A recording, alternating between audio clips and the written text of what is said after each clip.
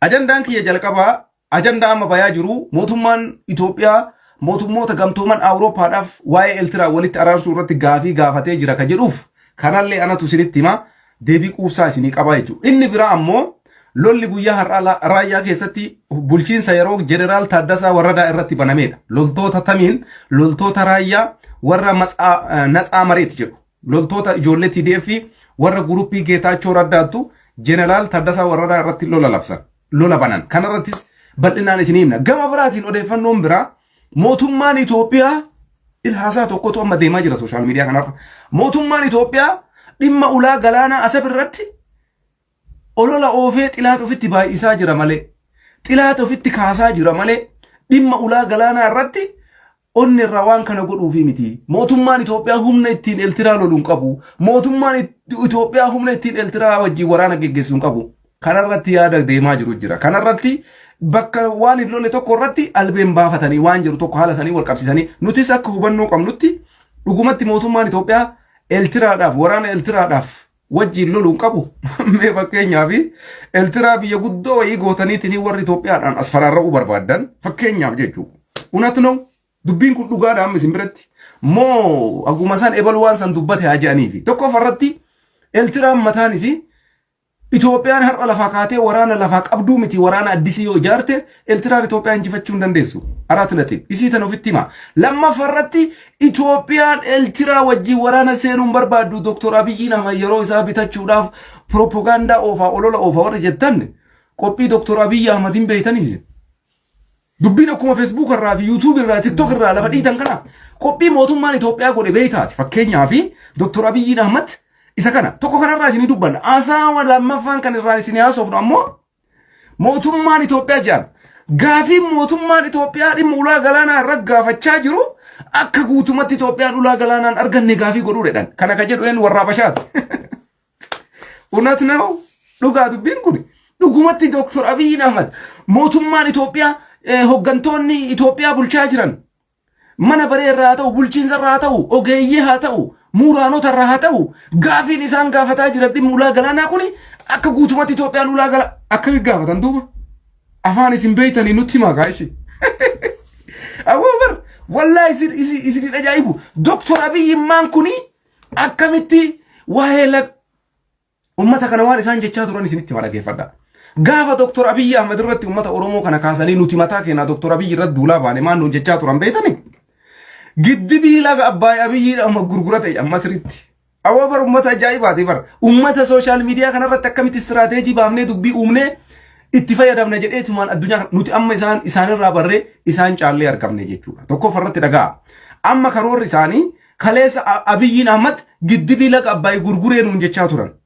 Giddibii laga Abbaay dheengadda rokkeettiin muramee Ameerikaan pirezidaantiin Ameerikaa Doonaald Tiraamp ergaa baga gammadanii Itoophiyaa dabarsee Itoophiyaan biyya guddoodha. Kanarratti Ameerikaanis qooda fudhatee mootummaan Ameerikaa dubbate. Kana maal nuun jechaa turanii Itoophiyaan giddibii laga Abbaay gurgurate Dr. Abiyyiin Ahmad Masriitti jechaa turan. Amma hoo maal jechaa jiran dhageessanii? Dr. Abiyyiin Ahmad waa'ee Asab waa'ee ulaa galaanaa kan dubbachaa jiruuf humna gahaa hin qabu. Dandeettii hin qabu. Makkalaakaa saraawitiin Itoophiyaa har'a dadhabeera. Bakka hundatti maal ta'eera. Kanaafuyyuu propaganda godhanii xilaata ofitti kaasuudha malee xilaata san injifachuufi miti. Ila waan takkatti asirratti waan isiniin jechuu barbaadu. Tokkoffarratti Eertiraa maaliif akka sodaattan isin? Warrummaan har'a waa'ee Eertiraa biyya guddoo biyya jajjaba biyyuma meeshaa gurguddaan kulara hidhatte rokkeettii kiloomeetira 2,000 deemu kan akka dheengadda Iraaniin Israa'eliin tokkoftee yookaan meeshaa Israa'el hidhatte Ameerikaan hidhatte Raashiyaan hidhatte Eertiraan meeshaa akkasii hidhattee harka qabdi. Biyya akkamiitiin Itoophiyaas faraarraatan isin baxaami garmaal ko Itoophiyaan barobboleessa kiyya biyaansi meeshaa waraanaallee humna waraanaa gahayyoo osoo lafaa qabaachuu baattee guyyaa har'aa humna waraanaa gahaa ijaaruu hin danda'a Dr. Abiyyiin Ahmad. Isii tana natu sitti masraggate. Maal jechuudha?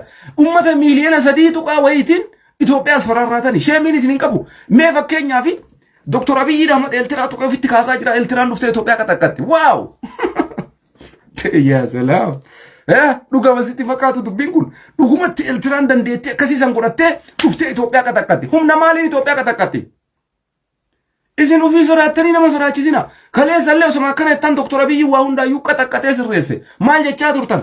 lolli Tigraay osoo hin jalqabin dura Tigree amala isii beeyna maarree isii beeyna Dr. Abiyyiin Ahmad jara kana gonkumaa hin danda'u maarreen ta'u luqqisee qataqqatee achi dhayee as dhayee duqeetu godhee battanse har'a Geetaachoo fi Jeneraal Sarqaan Abiyyi Ahmadii wajjin suufa isaa baatanii deeman. Isin ummata sodaachisiraa dhugaa rabbii isinitti himna amma waa'ee polotikaa keessanii bareechine beeyna. Sinii galaami gaafa wayyaanee wajjin Abiyyiin lola jalqabu hin danda'u jechaa turtan danda'ee isinitti argisiiseera. Abiyyiin amma sodaataadha. Ummata kana wajjin hin lolu humna dandeettii isaa wajjin taaggalu hin qabu. Jarattiin tuni daaraa gooti maarree gooti daaraa hin goone kaasumatti daaraa godhe. Har'a Tigreen bakka 10 battante ufii isiitii walii garagaltee hoggansi isii bakka bakka bu'ee wal shakaa jirani. Haga yoom ummata kana sobdaniidha magaafiin kiyya. Kanaafi ummanni keenya wanni isin hubachuu qabdan haasa'a namoonni akkana haasa'an asiin dhageeffadhaa asiin yaasa. Tokkoffaa irratti maaliif isin hin jedhaa sa'atii ammaa kanatti namoonni Itoophiyaan afaaniin haasa'aa jirti. Dr. Abiyyiin Ahmad afaaniin olola oofaa jira. Dhimma ulaa galaanaa irratti sireessii miti jedhu kunniin Dr. Abiyyi Ahmad waan kanarraa akka inni of duuba deebiin qabne ni beekan. Dr. Abiyyiin Ahmad takkaa waan hin godha jedhu sanarraa deebi'een beeku. Hin godha jennaan hin godhaa, hin godhu jennaan hin godhu. Waan biyya keessa jalqabe hundaa xumursiisee argeera. Akka wayyaanee san dhagaa bu'uuraa kaayaa jira si fakkaata. Akka Mallas Zeenaawii yeroo isaatitti dhagaa bu'uuraa, achillee dhagaa bu'uuraa, asillee dhagaa bu'uuraa, ganda kaanillee dhagaa bu'uuraa kaayetii yeroo isinirraa fixa san fakkaata. Waan jalqabe hundaa xumuree ture. Giddibii laga Abbaay guyyaa jalqabe irraa kaasee osoo addaan hin kutin xumursiisee eebbise. Piroojeektii karaa irratti hojjechaa jiru eebbisee jira. Iddoolee garagaraatitti hojii jalqabsiise hundaa xumuree jira. Waa'ee asabmaaf hin xumurre. Hojiidhaan nu amansiise bar Dr. Abiyyiin Ahmad. Hojiidhaan uummata Itoophiyaa amansiise bar. Hoggansa gaarii hoggansa waan jedhe hojiitti hiiku akka isaan jiru jechuudha. Mallas yoo taate kan isin har'a nuuf faarsitan kuni dhagaa bu'uuraa uummata keenyaa kaa'u malee waajjira takka uummata keenyaa ijaareen beeku. Waajjiruma takka dhagama bu'uuraatiin isin sobaa ture jechuudha. Har'a isa sanuu deebistanii mallee keenya jegnaa keenyaatu qabrii nu bayi mallas kootu jettan yookaan achi tartanii mallas hin bira tartanii mililik nu deebi'i jettanii mililikii waamta yookaan ammoo mililik harma nu mure harka nu mure luka nurraa mure nu kolaaseettan. Garuma itti isin qabatan nuun qabdan uummata keenya isin. Sinii galaami garuma isin itti qabatan mataa miilli keessan hin beekamu. Isa kanarratti namoota amma mootummaan Itoophiyaa olola oofaa jiru jedhu mootummaan Itoophiyaa ololatti hin jiru. Mootummaan Itoophiyaa uummanni Itoophiyaa baay'inni lakkoofsa isaa waggaa 2 booda waggaa 3 booda dabalaa deema uummanni Itoophiyaa dabalaa deema. Uummanni kun ulaa galaana argachuu qaba. Galaan isarraa fudhate isaa deebuu qaba jedhee mootummaan Itoophiyaa gaafii karaa nagaatiin dhiyeessaa jira. Gaafa karaa nagaatiin furmaata dhabe ammoo carraa itti aanuudhaaf qophaa'ee jechuudha. Fakkeenyaaf asirratti namoonni mootummaan Itoophiyaa humna hin qabu, dandeettis hin qabu, lola faannootiin qabame, lola waraana adda bilisummaa Oromootiin qabame, homa takkaayyuu waan akkasiisan godhuuf miti hin kijibaa warra jettan waraana meeqa akka mootummaan kun qabuun beeytaniisi. Meeshaa akkamii akka mootummaan kun hidhate hin beeytaniisi. Waajjira kam keessa hojjettan? Daataa kamtu isinii kenname? Biiroo kamirraa daataa argattan? Ministeera kamtu daataa isin kenne? Ajajaa raayyaa ittisa biyyaa kamtuyyuu Dr. Abiyyiin Ahmad waraana hin qabu isin jee. Ajajaa raayyaa ittisa biyyaa kamtu daataa si ergee Itoophiyaan har'a waraana hin qabdu Eertiraa wajjin itti seenuu dandeettu humna Eertiraa dura dhaabbattu eenyutu sitti kenne waan akkasii. Fakkeenyaaf eessa argatteeraati hojjetaa mootummaati moo warra dhimma nageenya keessa hojjetu moo daataa waraana Itoophiyaa beeytamoo eenyutu sitti meedhamee kana naa deebisemu.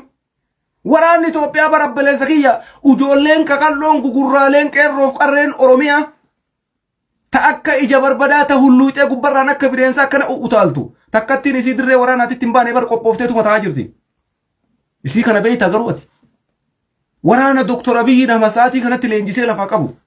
Waraana makkalaakaa saraawitii raayyaa ittisa biyyaa sa'aatii kanan leenji'ee qophaa'ee ta'aa jiru isaa ni beeyta mee nutti mika mee qalakkoosiisa. Himi mee ishii dhugumatti Itoophiyaan humna hin qabdu jetteetiniin miidiyaa kanarratti mootummaan Itoophiyaa akkas jettanii haasoftan. Mee daataa isaa uummataa barreessaa ishii lakkoofsi raayyaa ittisa biyyaa Itoophiyaa meeqa? Itoophiyaan meeshaalee zabanaawii meeqa bitatte? Qophiin Itoophiyaa kanarraa wanni isin beeytan hin jiru. Isin wanni isin beeytan takkattiin fakkeessitanii dalga qabdanii haasa'uu malaan dubbii fakkeessuu daataa tokkoon alatti informeeshina qabatamaan alatti haala kanaan wanti isinirraa fudhatamu hin jiru. Kanaan duras uummata keenya Abiyyiin Abbaayiin gurgure Masritti gurgure Abiyyiin Itoophiyaallee gurgure jechaa turtan. Suni marti soba feekii taati waan feekiitiin uummata gowwoomsaa turtanii jechuudha. Abiyyiin Tigreen danda'u Abiyyiin Tigreen akkas hin godhu Tigreen badduudha maarreedhaa jechaa turtan. Maqalee irra dhaabatee viidiyoo isinii waraabe.